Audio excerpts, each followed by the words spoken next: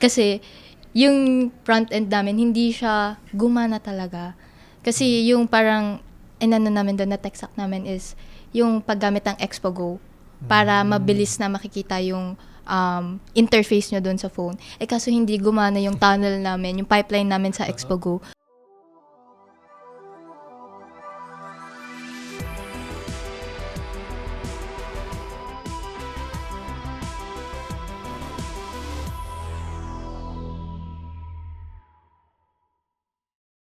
Hello everyone, welcome to Kaka Computer, and today's episode, Broken Builds and Brilliant Fixes.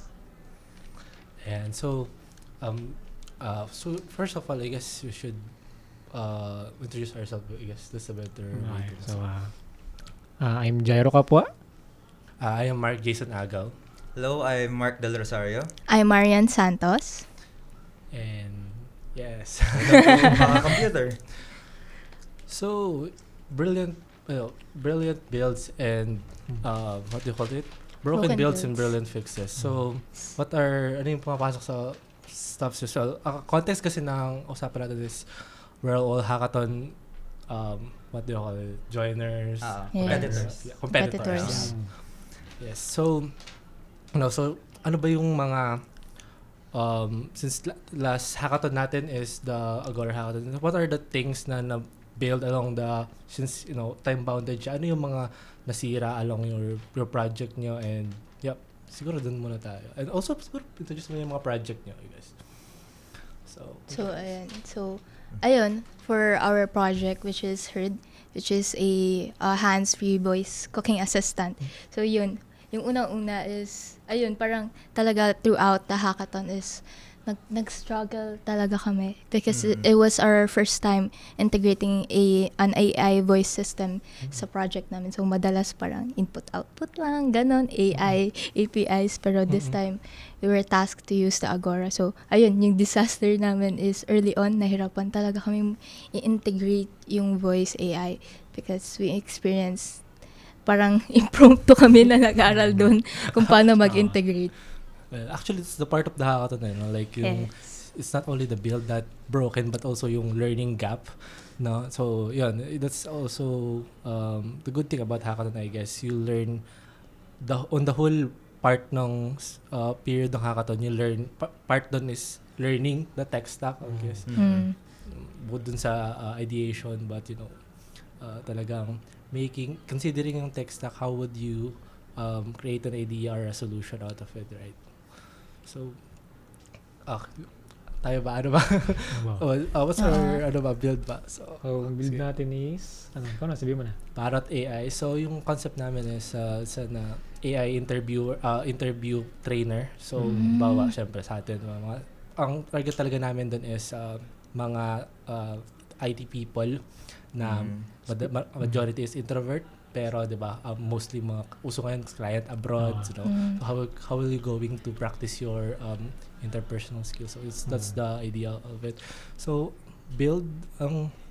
sa build wise kasi we do it asynchronously. So ako sa front like pinaghiwalay namin yung back end and front end.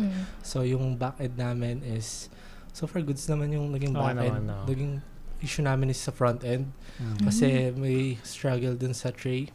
So tray, paano natin siya, kasi bago din yung bago din yung tray. Yung IDE na yun. So kung paano namin ba-vibe code yung considering vibe coding, ano yung temperature and stuff.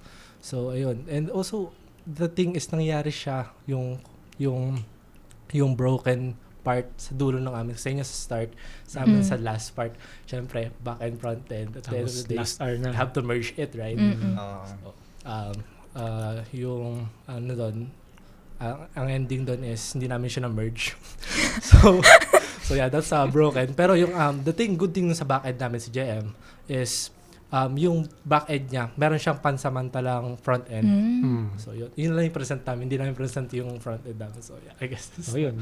Yes. Dagdag ko lang, sinabi ni Jason na yung idea ng Parrot AI is ginawa siya for the, sabi nga niya, sa mga introvert, and hindi lang sa introvert, para din sa mga fresh grad na fresh grad, mostly IT students, comsci o ano man.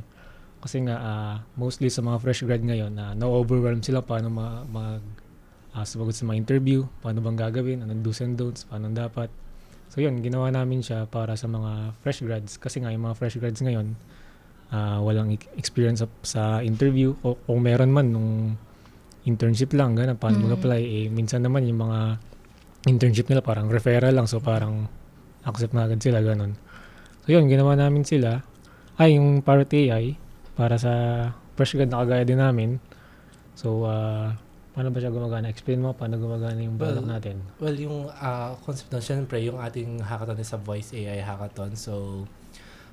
So given yung input, para siyang merong iba't ibang scenario. So, unang scenario na naisip namin at mind is the salary negotiation. So, di ba, mga like, alam mo yun, nahirap na ganyan. Nahiya. Lalo na pag nakikita mo sa mga job posting, minimum experience 2 years agad. Paano yun?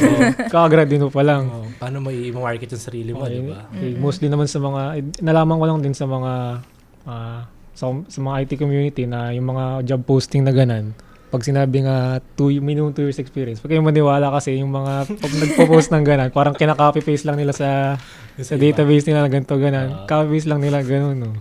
Yun lang yun. Tapos, yun. So, yun, salary negotiation yung una namin naisip na case study doon. Tapos, pero din na namin into, tinawag namin corporate communication.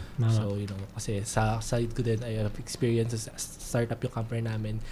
Pag developer kasi hindi pwedeng mga developer lang kausap mo. May part is kausap mo yung mga CEO namin. On the same table, kausap namin yung mga CEO namin and other clients. So, you need to really improve your corporate communication. So, that's the case study talaga. And yeah, the build, that's so sa back-end part, I guess clear siya for our back-end developer talaga. Kasi front-end lang. Just front-end lang talaga yung Panginoon. And yung sa last part, parang pinaka-problema talaga tayo yung last 1 hour na, di ba? Tapos kaya namin okay na lahat. Tapos nung binasa namin yung criteria, paano to? Hindi natin na itong isa. So, okay na to. Gumagana naman to. Pag gumagana na nga, wag mo nang hawakan. Wag mo nang galawin. Pag gumagana na, okay na yan. Pasa mo na. Ay ba, how did you manage yung last few hours ng hackathon? Did you struggle? Okay na ba kayo nun? Chill na ba kayo nun? So, totoo lang, hindi kami chill. Kasi nasa labas na kami. Nahirapan kami. Yan nga yung sa voice AI. Sa part na yun. Kasi minsan, hindi siya nasagot talaga. Yung sa namin. Sa voice, yung sa voice AI na. So, ayun. So, ayun, nagawa naman ng paraan. Ewan ko, magically na lang talaga. Miracle na lang. Yung unang, di ba? Yung unang problem kasi nun, actually, kung sa inyo, okay yung back-end yun, tapos yung front-end lang yung problema. Pero yung sa amin, yung back-end, yung front-end, hindi sila Tapos, ayun din. So yung pinaka parang creative na ginawa namin doon is, yun nga, kagaya ng nabanggit nyo kanina na para may sarili-sarili kayong roles, ganun. Nag-work kayo asynchronously. Ganun din kami na distribute yung aming project manager ng mga task. Ang problema lang doon, badang dulo na, parang hindi na nasusundan talaga. May kailangan nang i-prioritize. So, ayun siguro yung pinaka most creative na work around or fix dun sa issues namin. So, paano nyo ba pinilano yung parang yung project na yung product niya? I mean, bago pa kayo pumunta sa event, may naisip na kayo o nag-brainstorm muna kayo? Kasi kami nung una po namin, di namin alam gagawin namin. Pumunta sa amin yung mga mentor, anong balak natin? Magano lang kami, ano ba gagawin natin? Wala, di namin alam, wala kayong masagot sa mentor. Yun, paano mo pinilano? Sa amin naman, well, for me, nung una wala talaga akong idea. Parang, sinearch ko muna is, paano ba yung pagka-voice AI? Like, ano ba talaga yun? Pero hindi pa ako nakaisip ng idea nun. Hindi ko lang alam sa mga ibang ka-members ko. Pero, ayun. So, bale, parang on the spot na talaga. Na nag-isip kami ng mga ideas, tas ninatag namin, then in-evaluate namin kung parang ito ba yung pinaka-best dito. And of course, with the help of the mentors, mas mapadali yung pagkaka-evaluate namin. Kayo ba? Anong parang... Yun din, parang ganun din. More on team decision na lang din talaga. Una, pumili muna kami kung anong problem ang isosolve namin. Tapos, nung nakapili na kami ng parang problem na gusto namin bigyan ng solution, doon na kami nagbigay ng, kanya-kanya magbigay ng idea, ganito, ganan. And finormulate namin, yun, na buo si Parrot AI. Yeah. Okay. Introducing Agora's conversational AI engine. Build and integrate your AI agent in minutes. Any model, any voice. Start building your voice AI agent for free today.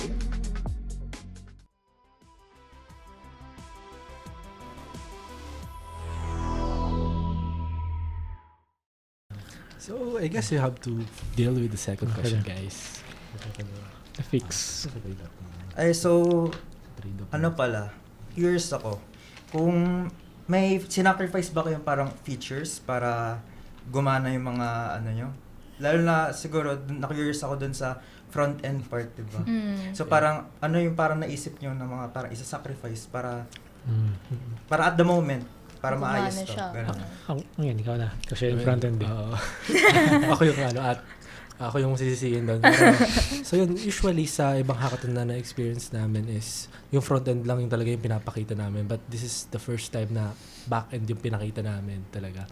So, of course, ang sinacrifice talaga namin doon is yung front end logic niya. Kasi yung concept kasi nung namin, nakita ko na siya before, na-imagine ko na yung front end niya.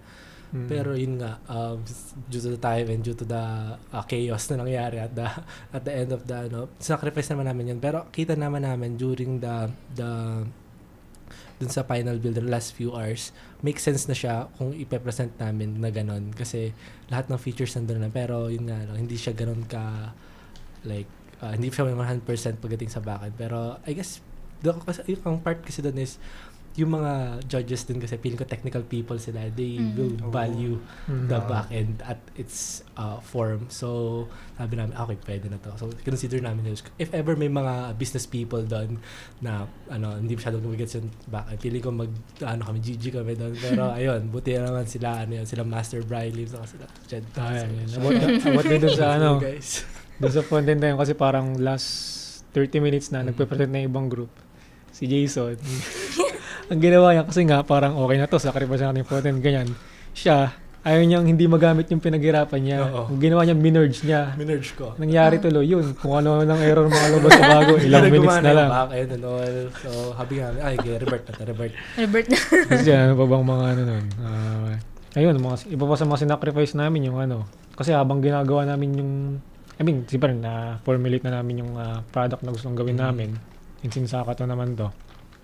Habang dine-develop namin siya, parang kung ano mga features and ideas na lumalabas na naiisip namin, parang imbis na mag-focus lang kami sa MVP, parang ino-over-engineer na namin yung product, ganun. So, yun na, kailangan talaga pag yung mga focus ka muna sa MVP, ganito. Siguro, I would like to bring something din.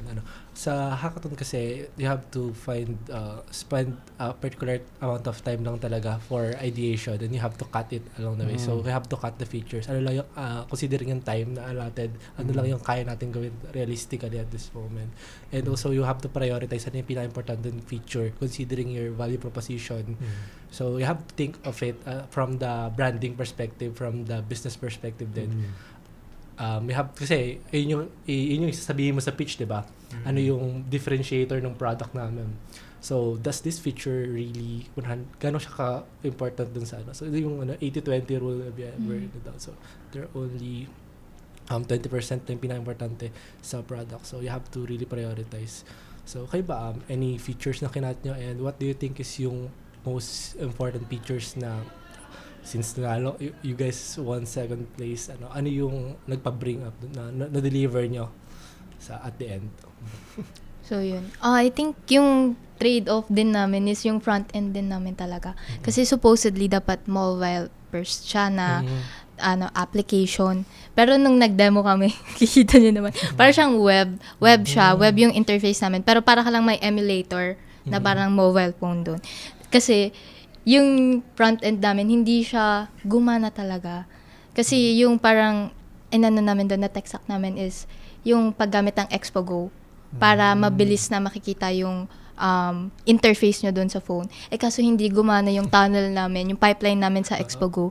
So, ayun, last minute yung nagamit namin na front end is actually yung Sa parang ano? in-scaffold lang namin yun galing sa Google Stitch. So nung nag-demo kami, yung tech stack namin nakalagay doon, HTML. Yung front end namin, HTML, JavaScript. So yun. So pero yun, katulad nga nun, yung 80% 20% rule, ang prioritize talaga namin is na nagsasalita yung AI namin. Oo, wala Tapos talaga. nakakasagot siya sa amin. So sabi namin, okay na to, sige. Oo.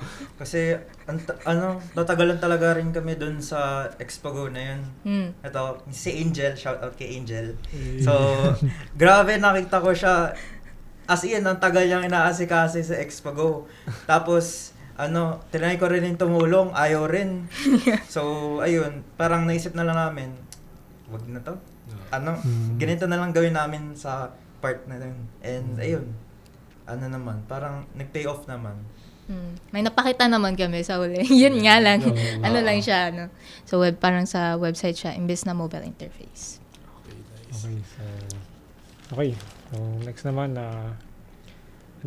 since maraming tayong mga errors na nakaharap during sa pag-develop ng product natin anong mga naging lesson nyo dito or parang what did failure during the hackathon teach you? So, sa akin, parang yung failure sa hackathon na nag-teach sa akin is na dapat mas prepared ka talaga. Kasi kami, personally ako, parang unti lang yung preparation ko pagdating dito. Lalo na parang first time kong hackathon talaga yung sa voice AI. So parang panibago sa akin to, nanlalaki mata ko. So, ayun, dapat mas maging prepared. Lalo na pagdating sa mga parang gagamitin na tech stack. Yung mga tech stack. And sa mga parang tools. Mga Ayun. requirements. How about ikaw, Marian? Ayun. For me, bukod sa pagiging prepared bago mag-hackathon, I think importante din talaga yung flexibility. Kasi yun talaga, kahit pa i-plan natin yung tech stack natin or makapili tayo ng idea, minsan talaga hindi nag-go with the flow. Oo. yung development, hindi talaga siya umaayon minsan, tapos kailangan talaga natin mag-adjust.